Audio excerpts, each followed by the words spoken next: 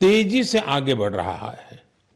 लोग अपनी मां के साथ या फिर उनकी फोटो के साथ पेड़ लगाने की तस्वीरों को सोशल मीडिया पर साझा कर रहे हैं। हर कोई अपनी मां के लिए पेड़ लगा रहा है, चाहे वो अमीर हो या गरीब, चाहे वो कामकाजी महिला हो या गृहिणी। इस अभियान ने सबको मां के प्रति अपना स्नेह जताने का समान अवसर दिया है। वो अपनी तस्वीरों को हैशटैग प्लांट फॉर मदर और हैशटैग एक पेड़ मां के नाम इसके साथ साझा करके दूसरों को प्रेरित कर रहे हैं। साथियों, इस अभियान का एक और लाभ होगा। धरती भी मां के समान हमारा ख्याल रखती है। धरती मां ही हम सबके जीवन का आधार है। इसलिए हमारा भी कर्तव्य है कि हम धरती मां का भी ख्याल रखें। मां के नाम पेड़ लगाने के अभियान से अपनी मां का सम्मान तो होगा ही होगा, धरती मां की भी रक्षा होगी। पिछले एक दशक में भारत में सबके प्रयास से वन क्षेत्र का अभूतपूर्व विस्तार हुआ है। अमृत महोत्सव के दौरान देश भर में 60,000 से ज्यादा अमृत सरोवर भी बनाए गए हैं। अब हमें ऐसे ही मां के नाम पर पेड़ लगाने के अभियान को गति देनी है। मेरे प्यारे देशवासियों, देश के अलग अलग हिस्सों में मानसून तेजी से अपना रंग बिखेर रहा है और बारिश के इस मौसम में सबके घर में जिस चीज की खोज शुरू हो गई है वो है छाता। मन की बात में आज मैं आपको एक खास तरह के छातों के बारे में बताना चाहता हूं। ये छाते तैयार होते हैं हमारे केरला में। वैसे तो केरला की संस्कृति में छातों का विशेष महत्व है। छाते वहां कई परंपराओं और विधि विधान का अहम हिस्सा होते हैं। लेकिन मैं जिस छाते की बात कर रहा हूं वो है कार्थुम्बी छाते और इन्हें तैयार किया जाता है केरला के अट्टापडी में। ये रंग बिरंगे छाते बहुत शानदार होते हैं और खासियत ये कि इन छातों को केरला की हमारी आदिवासी बहनें तैयार करती हैं। आज देश भर में इन छातों की मांग बढ़ रही है। इनकी ऑनलाइन बिक्री भी हो रही है।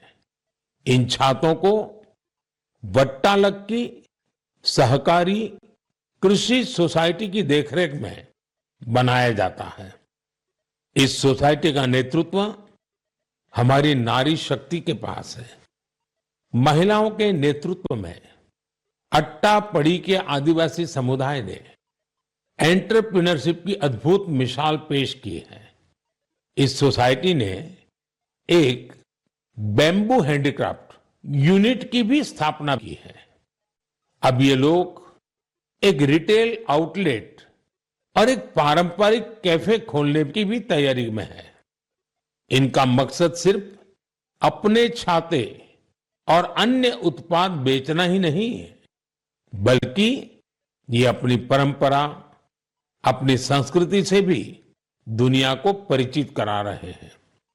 आज कार्थुम्बी छाते केरला के एक छोटे से गांव से लेकर मल्टीनेशनल कंपनियों तक का सफर पूरा कर रहे हैं। लोकल के लिए वोकल होने का इससे बेहतरीन उदाहरण और क्या होगा। मेरे प्यारे देशवासियों, अगले महीने इस समय तक पेरिस ओलंपिक शुरू हो चुके होंगे। मुझे विश्वास है कि आप सब भी ओलंपिक खेलों में भारतीय खिलाड़ियों का उत्साह बढ़ाने का इंतजार कर रहे होंगे। मैं भारतीय दल को ओलंपिक खेलों की बहुत बहुत शुभकामनाएं देता हूं। हम सबके मन में टोक्यो ओलंपिक की यादें अब भी ताजा हैं।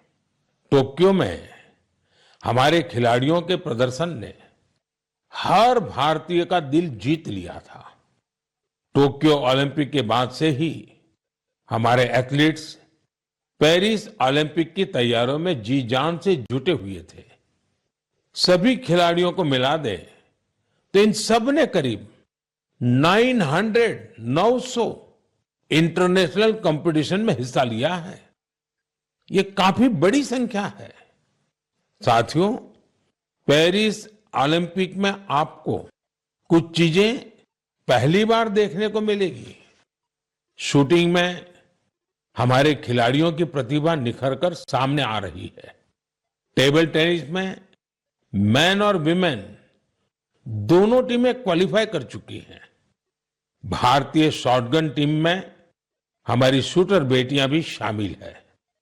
इस बार कुश्ती और घुड़सवारी में हमारे दल के खिलाड़ी उन कैटेगरीज में भी compete करेंगे जिनमें पहले वे कभी शामिल नहीं रहे।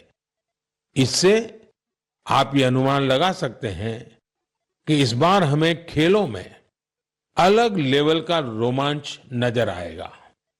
आपको ध्यान होगा, कुछ महीने पहले वर्ल्ड पारा एथलेटिक्स चैंपियनशिप में हमारी बेस्ट परफॉर्मेंस रही है। वहीं चेस और बैडमिंटन में भी हमारे खिलाड़ियों ने परचम लहराया है।